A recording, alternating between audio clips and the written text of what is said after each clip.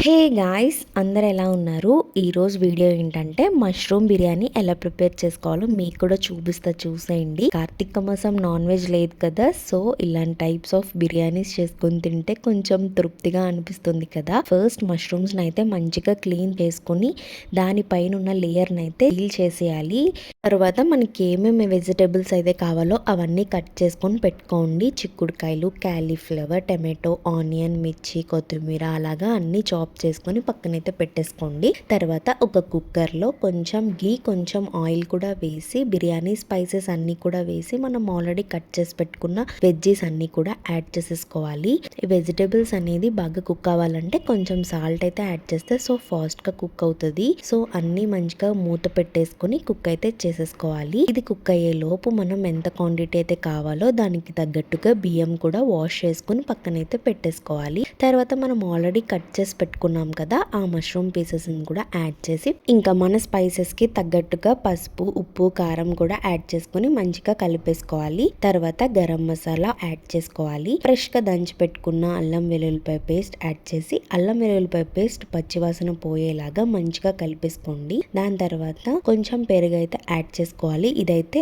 Optional. కొంతమంది వేడితో పెరుగు వేస్తే మంచిది కాదు హెల్త్ కి అని అంటారు, సో అలా అయితే స్కిప్ చేసేసుకోవచ్చు. బట్ కొంచెం గ్రేవీ కన్సిస్టెన్సీ మంచిగా వస్తుంది కర్డ్ యాడ్ చేస్తే. తర్వాత మనం ఆల్రెడీ కట్ చేసి పెట్టుకున్నాం కదా, ఆ బియ్యం కూడా యాడ్ చేసేసి మంచిగా మూత పెట్టి ఆ బియ్యానికి ఆ స్పైసెస్ అన్ని పట్టేలాగా మిక్స్ చేసుకోవాలి.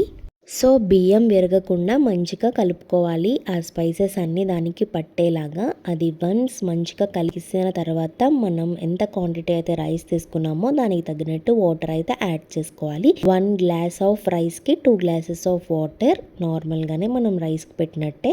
అంతే. ఈ టైంలోనే మనం సాల్ట్ అడ్జస్ట్ చేసుకుంటే బెటర్. వాటర్ అనేది కొంచెం ఉప్పుగా ఉండాలి, సో మనకి సాల్ట్ సరిపోయినట్టు. ఈ వాటర్ లోనే బిర్యానీ మసాలా, సాహీ బిర్యానీ మసాలా అయితే నేను యూజ్ చేస్తాను. బాగుంటుంది ఆ ఫ్లేవర్. అది ఉంటే బిర్యానీ నేనైతే రెగ్యులర్ గా చేస్తాను. ఇంకా మూత పెట్టేసి సిమ్ లో పెట్టేస్తే మంచిగా కుక్ అయిపోతుంది. అలా కాదనుకుంటే విజిల్ అయినా పెట్టేయచ్చు. ఒక 3 విజిల్స్ వచ్చిన తర్వాత సిమ్ లో పెట్టేసినా అయిపోతుంది. అంతే. నాన్ వెజ్ కి ఏ మాత్రం తక్కువ కాకుండా బిర్యానీ అయితే రెడీ అయిపోయింది. వేడి వేడిగా రైతాతో సర్వ్ చేసుకుంటే సూపర్ ఉంటుంది. దీనిలోనే అన్ని వెజిటేబుల్స్ వేసాం కాబట్టి కర్రీ అనేది అంత మ్యాండేటరీగా అనిపించదు. రైతాతో అయితే సూపర్ ఉంటుంది. గార్నిష్ కోసం కొత్తిమీర కూడా యాడ్ చేసేసుకున్నాను. వెంటనే కాకుండా అలాగా స్టవ్ ఆఫ్ చేసేసి మూత పెట్టి కొంచెం సేపు ఉంటే మగ్గుతుంది. సేమ్ ఇలానే మష్రూమ్ ప్లేస్లో పన్నీర్ కూడా యాడ్ చేసుకుని చేసుకోవచ్చు. నెక్స్ట్ ఏ రెసిపీస్ కావాలో కమెంట్ చేయండి. అంతే. మీరు కూడా ట్రై చేసి ఎలా ఉందో కమెంట్ చేయండి. అలానే వీడియో నచ్చితే లైక్, షేర్ అండ్ సబ్స్క్రైబ్.